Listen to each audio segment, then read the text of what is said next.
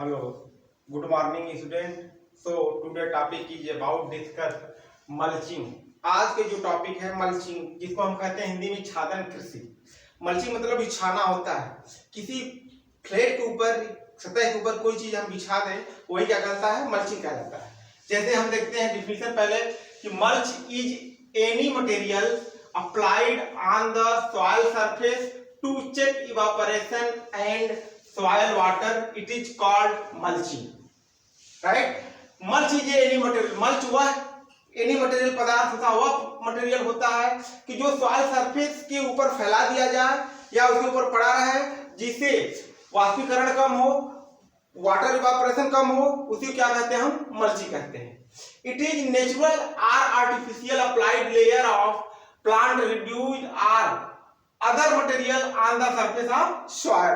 वह material artificial भी हो सकता है, नेचुरल भी हो सकता है, जो सॉइल सतह के ऊपर फैलाया जाता है, उसी को हम क्या कहते हैं, मल्चिंग करते हैं। जैसे बगीचे में आप देखते होंगे कि पेड़ पौधों की पत्तियां बहुत सारी गिर जाती हैं और सॉइल के ऊपर एक लेयर का काम करती हैं और उसके ऊपर बनी रहती हैं, जिससे वाटर इवापोरेशन कम हो पाता है। या फिर हम हार्वेस्टिंग करते हैं, पत्तियां गिर जाती हैं, डंठल गिर जाते हैं खेत में, उसे फील्ड में पड़े रहते हैं, जो सॉइल को वाष्पीकरण होने वाटर को वाष्पीकरण होने से रोकते हैं, उसी मटेरियल को हम क्या कहते हैं, मल्चिंग कहते हैं। बात समझ आ गई? What is mulching? अगर डिफिनेशन पूछे तो आपको यही लिखना है कि mulch is any material applied on the soil surface to check evaporation and soil water, it is called mulching. वह मटेरियल जो सॉइल के ऊपर फैलाया जाता है, जो वाटर का इवापोरेशन रोक दे, उसी को हम क्या कहते हैं, मल्चिंग कहते हैं। यह नेचुरल भी हो सकता है और आर्टिफिशियल भी हो सकता है, कुछ भी हो सकता है, right? Types of mulch, mulching किसे कहते हैं या टाइप्स ऑफ मल्च, मल्च कितने प्रकार के हो सकते हैं? देखिए, फर्स्ट है सॉइल मल्च और डस्ट मल्च। हम उसको कहते हैं सॉइल मल्च और डस्ट मल्च, जिसको हम कहते हैं मृदा क्षार। जब उसे कहते हैं कि जब सॉइल की कोड़ाई हो जाती है, मिट्टी की कोड़ाई कर देते हैं, जिससे पानी का वाष्पीकरण केशिका जल के द्वारा, जो केशिका जल होता है जो वाष्प के रूप में रिजर्व होता है, उसको हम कोड़ाई कर देते हैं जब सॉइल की, तो वाष्पीकरण रुक जाता है। उस तरह के मल्च को हम कहते हैं सॉइल मल्च या डस्ट मल्च, राइट? जब मृदा सतह की हम कोड़ाई कर देते हैं, उस तरह को क्या कहते हैं हम, सॉइल मल्च। नंबर 2 है स्टेबल मल्च, जिसको हम डंठल छाद कहते हैं। फसल काटने के उपरांत जब सॉइल में बहुत सारी पत्तियां, जड़, तना और मटेरियल पड़े रहते हैं, जिसे सॉइल में डिकम्पोज होते रहते हैं, दूसरी कंडीशन होती है कि वाटर वाष्पीकरण होने से रोकते हैं, उस तरह के मटेरियल को हम कहते हैं स्टेबल मल्च। समझ में आ गई? Stable mulch. थर्ड है प्लास्टिक मल्च। प्लास्टिक पदार्थ या पॉलिथीन का जब हम प्रयोग करते हैं, बिछा देते हैं, जिसमें माइक्रोब्स, बैक्टीरिया, वायरस, निमेटोड्स भी मर जाते हैं, वीड्स नहीं जर्मिनेट होता, वो भी खत्म हो जाता है, और इस तरह जो प्लास्टिक होता है वो मल्च का काम करता है। तो थर्ड है प्लास्टिक मल्च, जिसमें पॉलिथीन का यूज करते हैं। फोर्थ है वर्टिकल मल्च, उदग्र छाद। सब सॉइलिंग, जब जगह जगह ब्लैक सॉइल में जगह जगह गड्ढे खोद देते हैं और उसमें पानी भरा रहता है या फिर खाद्य पदार्थ हम लाकर मटेरियल भर देते हैं, जिससे वो क्या करता है, सड़ता रहता है, उस तरह के मल्च को हम कहते हैं vertical mulch.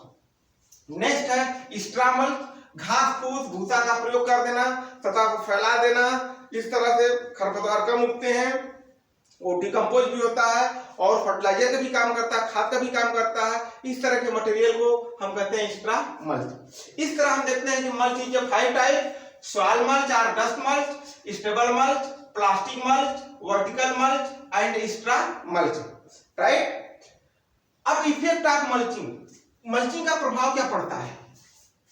Effect of mulching, mulching का क्या प्रभाव पड़ता है? जैसे फर्स्ट पॉइंट है रन ऑफ कंट्रोल, नंबर 2 है इन्फिल्ट्रेशन इंक्रीज, नंबर 3 है डिक्रीज इवापोरेशन, 4th है वीट कंट्रोल, 5 है radiation sealing, heat condition and trapping, differential electrification, mineral solubility, organic matter addition, plant root distribution and microbial and soil fauna population. इस तरह इसके effect पड़ते हैं, जिसमें first आपका क्या है, रन ऑफ कंट्रोल। यह अफवाह को, रन को कंट्रोल कर देता है। जिस तरह पानी खेत में भरते हैं, अगर मल्चिंग होगी तो पानी को सोखा जाता है और दूसरी कंडीशन होती है, उसका एक फायदा होता है कि जो वाटर का इवापोरेशन होता है वो रुक जाता है, धीरे धीरे होता है, बहुत समय तक उसी खेत में बना रहता है, इसलिए फील्ड में नमी बनी रहती है। उस तरह को वो इफेक्ट प्रभाव डालता है। नंबर 2 है इन्फिल्ट्रेशन इंक्रीज, अंतः स्पंदन बढ़ा देता है। अंतः स्पंदन बढ़ा देने से पानी का लेयर बना रहता है, मॉइस्चर बना रहता है और लंबे समय तक हम क्रॉप उगा सकते हैं।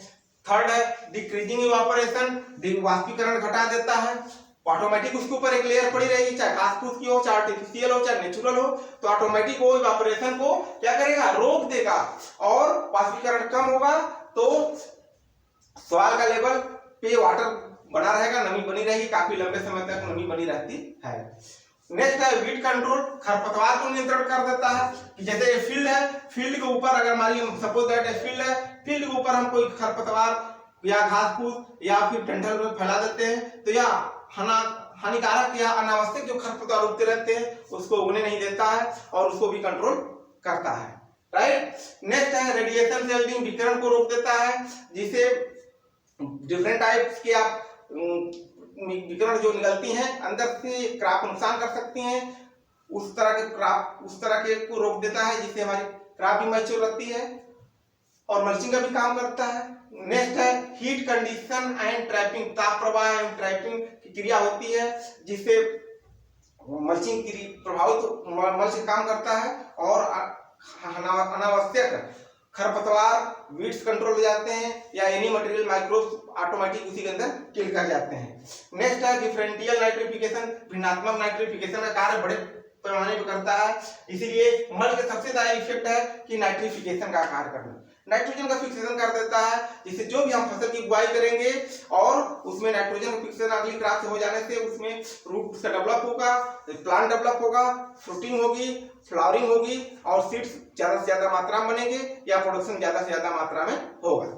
नेक्स्ट है मिनरल सॉल्युबिलिटी, खनिज घुलनशीलता, और जब हम मल्चिंग कर देते हैं तो उसका सबसे ज्यादा प्रभाव यही होता है कि जो उसके अंदर मिनरल पदार्थ होते हैं, खनिज होता है, वो सॉइल में घुल जाता है और उसका प्लांट कहीं कहीं उसको यूज करते हैं और प्रोडक्शन बढ़ जाता है। नेक्स्ट है ऑर्गेनिक मैटर एडिशन, कार्बनिक पदार्थों का योग बढ़ जाता है, जिससे मटेरियल मिल जाता है और प्लांट डेवलपमेंट करते रहते हैं। नेक्स्ट है प्लांट रूट डिस्ट्रीब्यूशन, पादप जड़ का फैलाव ज्यादा से ज्यादा होता है, जब मल्चिंग क्रिया ज्यादा करेंगे तो प्लांट रूट का प्रभाव ज्यादा होगा और क्रॉप हमारी क्या होगी, हेल्दी होगी। नेक्स्ट है माइक्रोबियल्स एंड सॉइल पॉपुलेशन, सूक्ष्म जीवों की संख्या बढ़ जाएगी और इससे प्रोडक्शन हमारा ज्यादा से ज्यादा होगा। इस तरह कुछ इसके इफेक्ट पड़ते रहते हैं। तो मल्चिंग की भूमि के ऊपर या सॉइल के ऊपर नेचुरल रूप से, आर्टिफिशियल रूप से कुछ हम फैला देते हैं, उसी को हम क्या कहते हैं, मल्चिंग कहते हैं। यह डिफरेंट टाइप का मल्चिंग होता है, जिसको हम soil mulch, dust mulch, plastic mulch, vertical mulch, straw mulch इत्यादि कहते हैं। सो बच्चों, my channel like, subscribe and share. Thank you.